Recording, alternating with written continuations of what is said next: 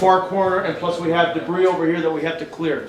Right away, we pick up, you know, man, there's a lot of crap here. Oh shit, okay? All right, so let's talk through this. I'm in here. Okay, first thing I want to do, you know, is I want to do a quick check down below. Okay, I don't see anything there. I'm going to clear this desk, right? Get down behind it, clear this desk, so I've got this area of security. I can do this in about 10 seconds, right? By just maneuvering and positioning, and again, you want to get your eye and your gun muzzle into those spots. Things that you would need to be aware of. Okay, we have a crawl space up there. No one's going to shoot you from there if they can't see you or they whatever, so you know, you want to be quiet and you don't want to give yourself away, but understand that before you know, check this room is clear, you would need to make sure that that area is clear. Okay, so we've addressed this area here. Now what have we got? Okay, I've got deep into this room. Okay, this is all clear over here because I've visually seen into all these spaces. Okay, you know, if I was really paranoid, I might even check in the refrigerator. Okay, but again, someone in there is trying to hide, not so much maybe ambush me. Okay, so I approach here and I recognize, okay, this is a corner. It's a left-handed corner. I see this door over here. Okay, hey, this is part of this room. I've already secured this room. Well, guess what? I'm going to clear this corner from here, right? This is the chess player now, okay? Now I also get a gift because I get to look into that open door. I clear this corner. I see, oh my gosh, there's an open door there. I'm sorry, a closed door and another door right there. So I'm getting a lot of intel that I wouldn't have had if I approached it from this way. Just by examining my environment, determining what I have available to me. So I've got this, okay, fantastic. Okay, I see an area up above where possibly there could be bad guys. I go right back to right-handed, I see this over here. Now, I've identified all these problems. I don't have to take the room from this angle here. I could very easily come back at it from here. I've seen what I have here, so I can bypass this whole area and go right to this open door. Why? Because I've already seen it. Okay? I've already seen it from back over here. Okay, so I can focus in on this door and this room. Now, I own this, so can I move over here, okay, and clear this half of the room? Absolutely. So I've cleared this half of the room. I get down low, you know, maybe I look under stuff. Okay, I'm cool. All right, this is safe for me. I can focus on this room now. Right? Okay, so I come up in here. There's a mirror. I can use the mirror. Okay, I've got a shower, partially open shower curtain. Okay, no problem. I come back over here. I look behind the door. Nothing there. I've bought this already. Okay, I check a little farther. I come up in here. I clear this corner. Now I own this room. I can go into this room because I've cleared all the area around me. I've seen as much of the room as I can from outside. The only thing I can do is now enter into this room. Wham! I take this corner. Okay, I go to close contact position. Let's get the lights on for the camera. I go to close contact position. I clear the stall. Again, ready to light anybody up that I see. Okay, I'm cool. I own this. Now I come out of the room. Okay. Again, retention is a concept, not a technique. I clear this. I see all of this. I go here. Now I've got a corner there. No problem. I've got a corner here. Sort of a T-intersection, isn't it? Okay? No problem. I work at it a little bit more. Okay, what have I got? More shelves. Okay, and I suddenly realize, you know what? I checked that. Okay, that was safe. I can move into this space from over there and I don't have to deal with a T-intersection. Hey, why not? Okay, cheat. So I abandon this area. I go right back over here where I've already cleared it. I do just another quick visual clear. Okay, now I take this corner. Okay, left-handed corner. I work it, I work it, I work it. Very nice. I've checked this already from over here. I take this corner. You know what? I do it just a quick. Once in a while, I look over my shoulder just in case I need to address somebody behind me. I've got this down, no problem. I go right to the desk now. I clear the desk. Keep all the threats in one direction. Clear here, very nice. I go right back to this corner here. Good. I've dealt with the problem. And to watch. I need to deal with that, but if I've got the ability to get up there, I do. If I don't, I'm down the road. Okay? channelized area. Oh, you're never going to get those. Yeah, maybe not in the shoot house over at that school we don't talk about, but they do happen in real life. An approach full of stuff, okay? Also, you know, I'm looking around the periphery of the door. I don't see any light coming through, which tells me what? It's dark in there, it's light out here, okay? Anybody have a flashlight with them? Yeah. Okay. Thank you. All right. All right. LED, something brighter. Oh yeah. Okay. Now, going from light to dark is a problem because the minute I open that door, what am I doing? I'm backlit big time. Okay. It sucks. The only thing I can do is proceed my entry with boom. You know, we would call this an illuminational flashbang. Okay, illuminational, is that a? It is now. It is now. So whatever. I had it right written in. Okay. All Illuminatory. right. It's still very dangerous. Okay, what we're going to do is we're going to see what Richard's impressions are when we start working this. Okay, again.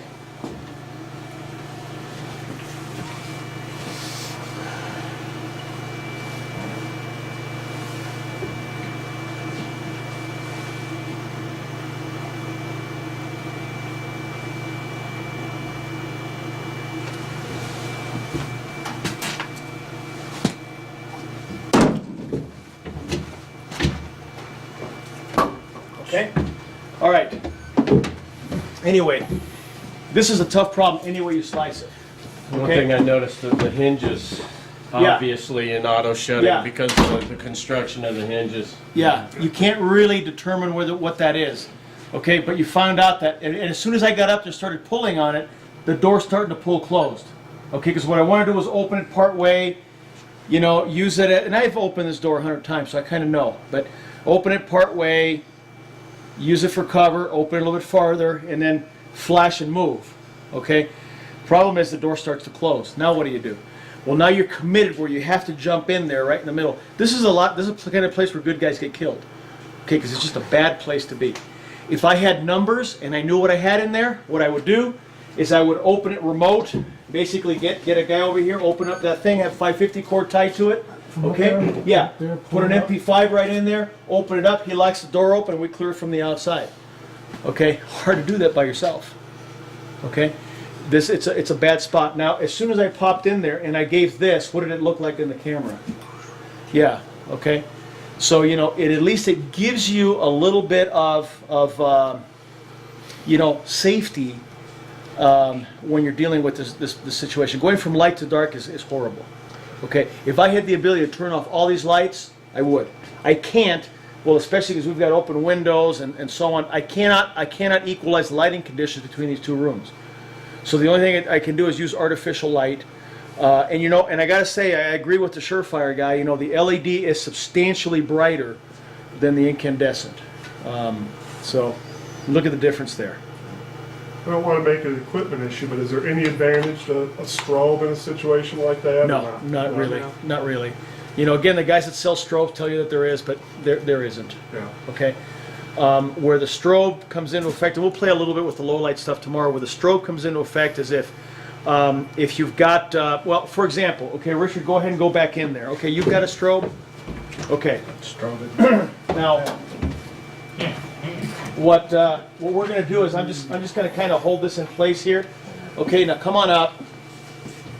Okay, now just give it a little bit of a, just go ahead and do the strobe. Just give some strobe. Okay. Now what's happening is don't strobe continually. Just strobe a little bit, let it go. Let it go. And you know, hit with the light in various directions.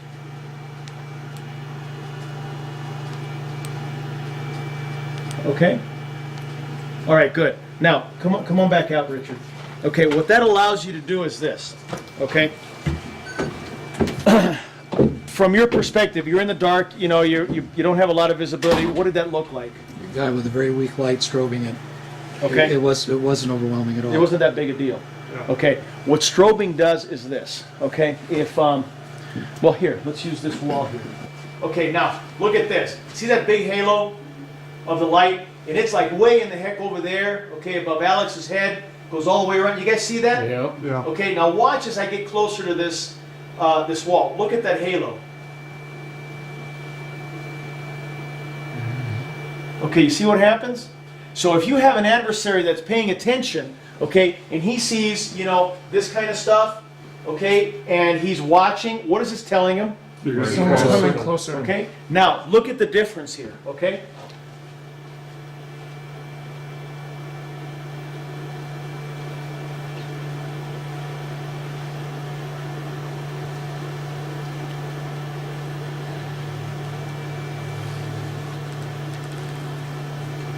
Do you allow him the same information that you do? No telegraphing. No, it's a lot harder for him to keep track of where you are with that light.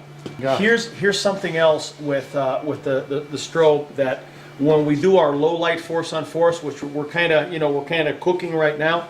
I've taught 2 of these classes. Both have been overseas, and you know we've had all kinds of flashlights, and we've done it force on force. Okay, and I've had strobes, I've had regular flashlights, anything you can imagine.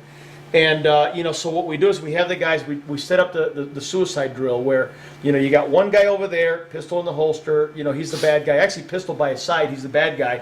We've got the other guy with a flashlight in his hand, pistol in the holster. Okay, which simulates, it's dark, which is why the good guy got a flashlight. And, he's going to illuminate. Okay, and the idea was, bad guy, as soon as the light goes on, it's on like Donkey Kong. Light him up, okay, with your pistol, okay? Good guy, shoot without getting shot. Basically, it's the same drill that we do force on force, okay? Obviously, the guys that, do this kind of stuff, they basically become airsoft magnets, okay? The guys that turn the light on and leave it on and move, they get shot because the bad guy tracks the light and shoots the light. Whether it's a full-time on or whether it's a strobe. Okay? And all they said was, yeah, I screwed it up with my night vision. And I said, well, could you follow him and shoot him? And the guy with the strobe was going, yeah, he did! Okay? So, and what I found was, when interviewing the guys, the shooter and the shootee, both participants, the strobe threw off their perception a little bit, but it wasn't enough to keep them from shooting. Okay? So, I'm not convinced that the strobe in any way, shape, or form is really going to keep people from doing anything. It's a disguise. It's a deception using the strobe to keep them from being able to tell where you are. When Richard and I were teaching recently out east, like really out east, we had a gentleman from a flashlight company. He's making a big deal. Yes, the flashlight will keep the bad guy from shooting at you and all this kind of stuff. Well, what we did was, I had 2 gentlemen, very squared away operators. I had them stand facing away from 2 targets, and I took, a flashlight, I turned it on, I stuck it, I cut a hole, I stuck it in the target, and I told them, okay, turn around and, basically when the light hits you, shoot the light. And so, it was perfect. Like, it couldn't be more choreographed. One guy did a Pikiti this way, one guy did a Pikiti this way. They brought up MP5s and they put a whole 30-round stick into that target, okay? And, they didn't hit the light miraculously, okay? But, afterward I said, okay, safety's on, put them on safe, let them hang. Everybody, let's come up and look at the target. And I went up to the flashlight guy, so, what do you think, brother? Would you have liked to be holding that light while those guys were shooting and you could see the target? It was just peppered, okay? So, it didn't keep anybody from shooting, and I asked them, could you get a good sight picture? No, I couldn't see my sights at all. I mean, what do we know about that? It's not that big of a deal. I'm looking at the target still, it's full of holes, it's been shot to smithereens, while somebody's, imagine holding the light out here. So the light will not keep anybody from shooting you. All it will do is it'll illuminate things that you need to identify with greater precision. And use carefully, you can deceive the adversary about what your exact location is. Other things that you can do, if I could have 2 flashlights. Okay, what was the distance on that drill? 50 feet? Oh yeah, 60, something like 75? that. Yeah. They were a good distance off. Yeah. Other things that I can do with flashlights, and that's if I have 2 of them, I can put one in constant on, and just plant it over here like this, like if I was concerned about this corner, okay? Now, what does the person on the other side of the corner perceive? There's a guy. There's a light. Okay, great. And then I can take this other one and I can go way in the heck over here. Okay, and as long as I stay out of that cone of light, I'm invisible. If we're talking a dark environment, and I can just kind of go over here like this, and I don't even have to be tactical about it. I can almost be casual and just kind of look into there because I am behind the light source. He can't see me. He's perceiving the lights over there. I'm really over here. You know, and then they go, oh, there he is. Okay, you know, boom. Right? So that's how you can play with the lights a little bit. And if there's no alchemy about it, you know, sometimes guys get so carried away with it's a white light. No, it's not. It's a flashlight. Okay? If you're clever with it, you can use the capabilities of the flashlight to your advantage in a tactical environment, but it's not going to make anybody's retinas melt or anything like that. You know, will they have to close their eyes and stuff like that? Yeah, but we know very well that you can still shoot without having any type of sight picture or anything else. And bad guys, do they care whether they hit you or not? No, they'll launch all 17 rounds downrange, and if they hit you with 5, they'll call it even. So, you know, again, don't get so carried away with the whole, you know, light issue. Are they an asset? Yeah, you bet your whatever that they're an asset. There are a lot of times when I wish I would have had lights like this back in the old days, but they're still what they are. They're flashlights. Okay? All right, let's go outside. Let's work a complex problem and see what we can do. Guys, while Mark was in there moving is, you know, again, your target indicators. You want to watch your breathing. One thing that I found was helpful for me, you know, and again, you want to get a bunch of oxygen because it's physically challenging to move through that like that, move stealthily and everything else. You're constantly under pressure, so you want to get more oxygen in your system. So what I used to do is, I didn't breathe through the nose. I would breathe through the mouth, but I would breathe steady. You know, there's a difference in like this and this, where you're just, you know, it's almost like you're trying to taste the air as you're breathing it. But you know, your mouth is bigger, you get more air in there, and if you're trying to breathe slow, you know, automatically you breathe quiet. And it's something I was telling the guys too while Mark was in there. I know it sounds kind of goofy and ninja and stuff like that, but a lot of times you can taste changes in the environment. You know, from room to room, you can taste changes in the air if you breathe through your mouth. And again, it sounds kind of goofy, but sometimes you'll taste the changes before you smell them. So, you know, if you walk into a room where the guy has been or is currently and he's a smoker, you'll taste some changes in the air. You know, same thing with you know, the food the guy eats and everything else, because all that stuff is in the air around us. We all have an odor, and if you're alert to it, you'll be able to pick up those things. And again, this is those target indicators that we were talking about. You know, you guys that hunt on a regular basis, you know exactly what I'm talking about. Where, you know, the way the forest is, the way it smells, and so on, it changes with the presence or lack thereof of animals. It's the same thing in here. Okay, so you know, just be alert to those. Again, we're just training here and everything else, but you know, start establishing those correct practices so that when you have to do it for real, you know, you'll automatically pick up on those clues. All right, cool. Who's next? Light them up.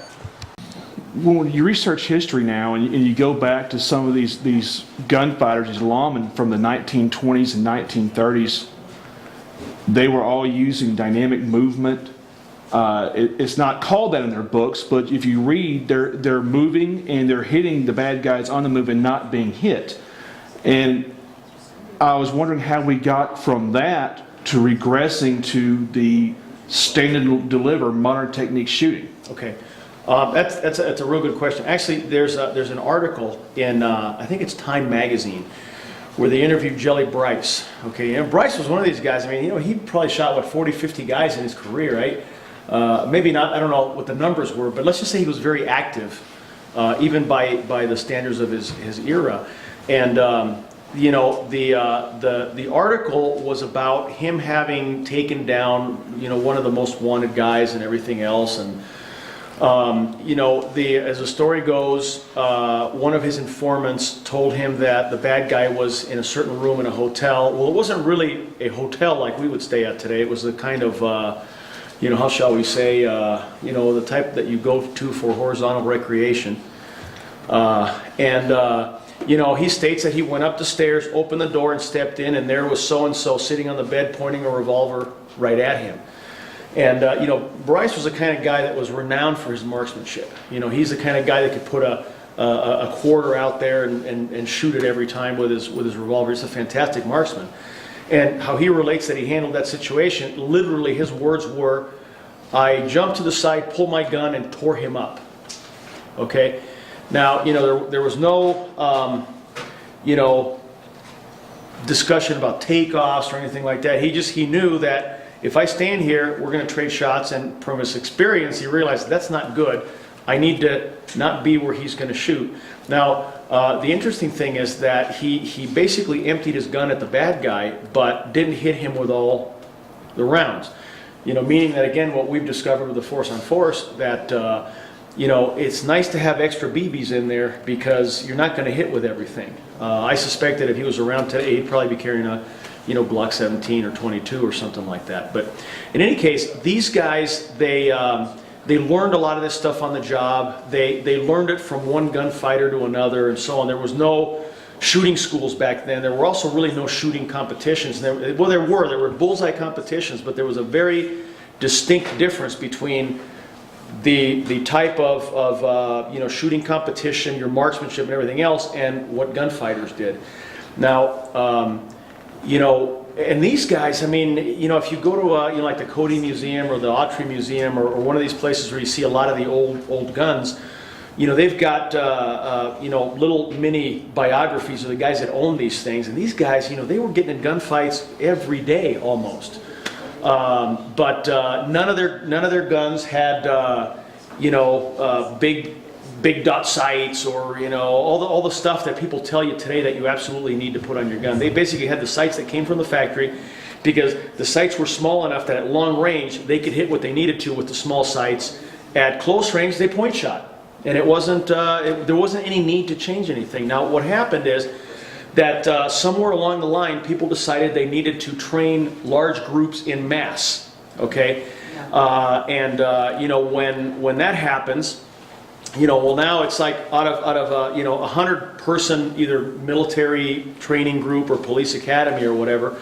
Well, how many of those people are really gunfighters? You know, if they're all gunfighters, it'd be easy. You would just, you know, okay, here's your gun, go out and do your job because I don't have to train you. But they're not, and so, you know, they needed to bring people up to a certain level and they needed to qualify them. And as soon as you need to qualify people, what do you need to do? You need to score targets. Okay, now as a range instructor, you got 100 people and your commander's going to come up and he's going to say, how are these guys doing? Well, they're doing okay, LT. That's not going to cut it. You need to show them a piece of paper that says, yes, they've all met the minimum standard. Great, send them out.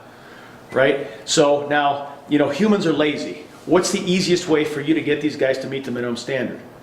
You know, teach them to stand there, use the sights, hit their little target. You know, everybody's going to get the right score, and then you fill out the paper, you send them down the road.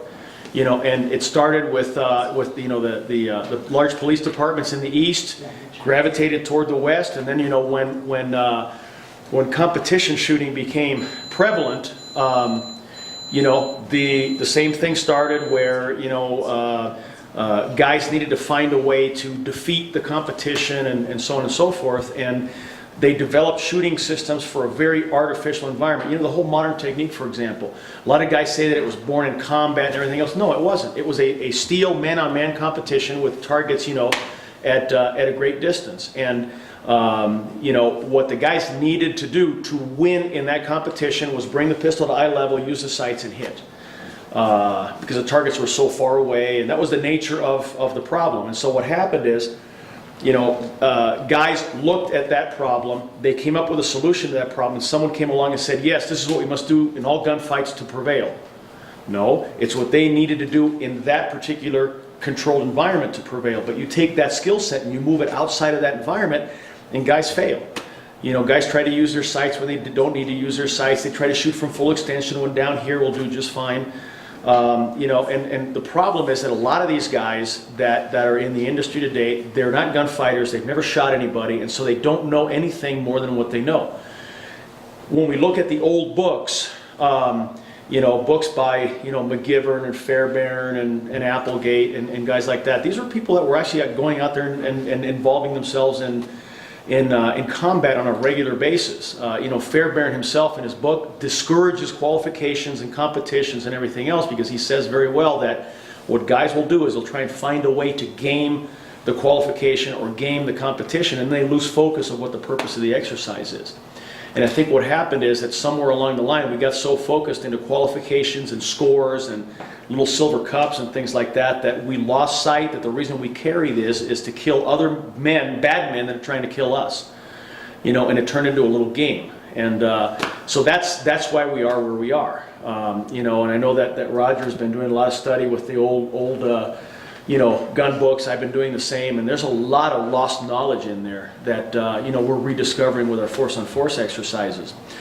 One problem that I have found in reading some of the old gun books is that the guys back then, a lot of them were not very educated. They weren't good writers, and trying to get them to express themselves in a way that's easy to understand it's not an easy thing. You know, you read some of these interviews that guys gave, and you know, you have to kind of read them 2 or 3 times to really understand what they're talking about. You know, today, because a lot of the gun instructors, whether they're good or bad at what they do, they're very articulate and they're very good at explaining things, and so they get the message across a lot easier than a lot of the old timers did. But there's a lot of lost wisdom in those books that I think that everybody should study and read. So I hope that answered the question. Oh, yes, sir, definitely. Cool. Okay, we're rolling. You ready? Yeah, I have to put some together. We usually do that. Clear. What's your